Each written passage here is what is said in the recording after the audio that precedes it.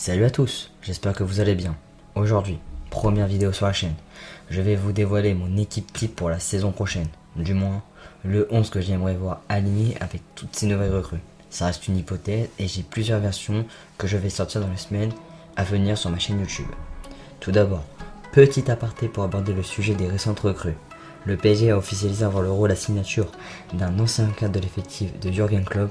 Il s'agit évidemment de Jorginho Wijnaldum. Paris l'a signé dans le cadre d'un transfert libre. Mais Paris ne devrait pas s'arrêter là cet été, car mardi, Achraf Hakimi et Sergio Ramos vont effectuer leurs examens médicaux avant de s'engager avec le Paris Saint-Germain.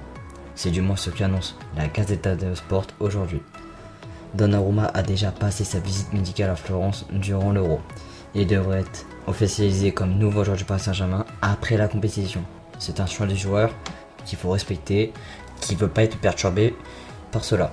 En tout cas, ces signatures sont évidemment excellentes. Leonardo a fait un très bon travail. Leonardo a bien comblé tous les postes à renforcer. Le directeur sportif brésilien a trouvé son milieu de terrain à moindre coût, Wijnaldum. Le gardien successeur de Navas dans les années à venir, Donnarumma. Un défenseur de rotation énorme, Ramos. Et surtout, il a comblé un poste le plus prioritaire de cet été, le poste de latéral droit, en achetant Hakimi pour environ 70 millions d'euros selon la presse italienne. Prix élevé pour certains, mais ce prix est totalement proportionnel au talent, à son niveau, sa situation contractuelle. Il a une grosse expérience en LDC, avec le BVB et l'Inter de Milan. C'est un joueur qui peut évoluer sous plusieurs systèmes, plusieurs postes, et il a une bonne marge de progression. Et puis quand on s'appelle le Paris Saint-Germain, quand on a l'ambition de gagner la LDC et que tu es aisé financièrement, acheter Hakimi reste logique sportivement et futile financièrement. Commençons par le système que j'aimerais que le PSG évolue la saison prochaine. Le 4-3-3, dispositif fréquemment utilisé sous leur QSI, c'est un schéma de jeu intéressant, c'est le meilleur pour l'équilibre de cet effectif. Dans les phases offensives, le PSG a joué sous ce système face au Barça lors du match aller, avec un Icardi en 9 style pivot et Mbappé et Mouskine placés sur les côtés. On avait un Verratti qui participait beaucoup offensivement dans l'animation, un Paredes à ses côtés pour la distribution et l'agressivité dans l'impact, et un Idrissa Gueye dans un rôle de sentinelle. Contre l'Atalanta lors des 30 dernières minutes du match, ce système a dynamisé et rendu plus offensif le PSG. Contre le Red Bull Leipzig, on avait ce système avec 3 attaquants en électron libre, avec Angel Di Maria, Neymar et Kylian Mbappé. Ces matchs sont des matchs significatifs qui me donnent envie de voir un PSG sous ce schéma. Pas de débat possible selon moi. Keylor Navas doit rester numéro 1 dans la hiérarchie des gardiens de but au PSG. Donnarumma en 2, du moins en concurrence saine avec Keylor Navas. On sait que Navas a réalisé une incroyable saison. Il a sauvé la saison du club, voire même l'avenir. Son importance dans le groupe est capitale, que ce soit mentalement par son expérience et son caractère, et techniquement par ses grandes performances. Donnarumma devrait apprendre à ses côtés. Pas de précipitation pour le portier italien. 22 ans, une belle marge de progression, déjà de l'expérience, mais Navas est là. Encore fiable et encore quelques années dans les bras. En ce qui concerne le secteur défensif, je continue personnellement avec la charnière Marquinhos-Kipembe. Malgré quelques défaillances cette saison, dans l'ensemble, la charnière Marquinhos-Kipembe a été complémentaire et solide.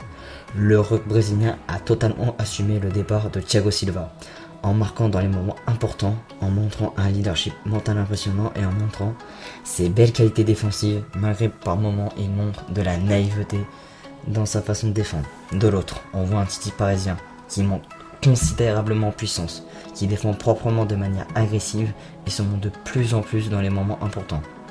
Évidemment, je n'oublie pas l'arrivée de Sergio Ramos.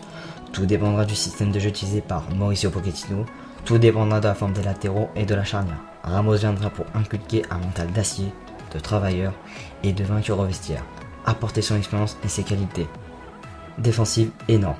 Au vu de son âge, il jouera sûrement pas toute la saison, son arrivée est aussi pour des raisons financières et environnementales, mais le projet a beaucoup compté dans son arrivée. Évidemment, au poste de latéral droit, Achraf Hakimi sera indiscutablement titulaire, pas besoin d'épiloguer à ce poste. Par contre, à gauche, Layvin Kurzawa montre pas satisfaction régulièrement et n'est pas compétent pour être titulaire dans cet effectif, malgré sa volonté de bien faire. Ses saisons sont trop ressemblantes et trop irrégulières. Diallo a montré de belles choses ces derniers mois, mais il reste un central de métier et j'aimerais le voir à ce poste. L'intronisation de Mitchell Baker dans le groupe pro a été prématurée. Il reste Juan Bernal comme solution, qui malheureusement revient d'une longue et dure blessure, mais il est le seul à pouvoir prétendre à être titulaire à ce poste. Ce n'est pas le meilleur défensivement, mais il compense totalement par son très bon rendement offensif, sa combativité et son coffre technique. Intéressant.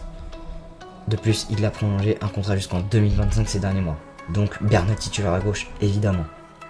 À voir le mercato parisien, comment il va se terminer le mercato, évidemment. Dans l'entrejeu, je vois logiquement un milieu à 3. Une concurrence saine entre Paredes et Idrissa Gueye pour le poste de sentinelle. Paredes, qui monte considérablement en puissance ces derniers mois, possède une très belle qualité de passe. Il sait très bien jouer long, il sait tirer loin et il a un bel apport défensif grâce à sa qualité de tacle et son agressivité dans sa façon de défendre, et il reste un joueur assez costaud et de grande taille, parfait pour la récupération.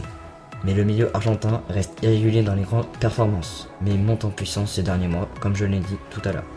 Gueye garde un volume de course très intéressant, une bonne qualité défensive, mais reste irrégulier dans ses performances. Donc à voir concernant le poste de sentinelle. Pochettino tranchera sûrement. De plus, il lui reste l'option Danilo Pereira. Wijnaldum, Verratti dans un rôle de relayeur. Deux joueurs qui vont être des moteurs pour le jeu parisien. D'un côté Verratti, qu'on connaît, qui va être sur tous les fronts, contribuer défensivement, aider à la relance, à l'animation offensive, et d'un côté, Giorgino Wijnaldum garde un énorme volume de course qui sait être décisif et s'associe à l'attaque, soit combiné.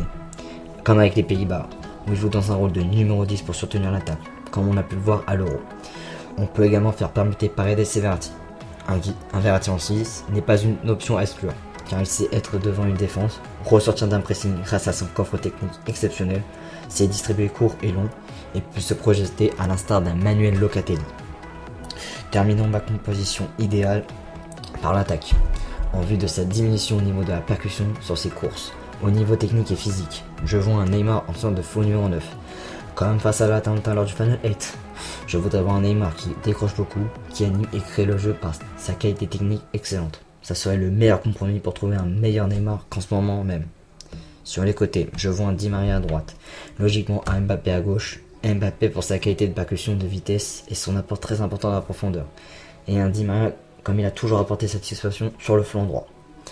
Si qu'il reste, je le mets en concurrence avec Angel Di Maria, qui arrive à un certain âge et qui baisse en performance, qui me percute, qui me presse et qui me marque, comme face au Barça à l'aller. L'aile droite lui correspond. Dans l'axe, il reçoit peu de ballons à cause de l'individualisme de Neymar et de Kylian Mbappé.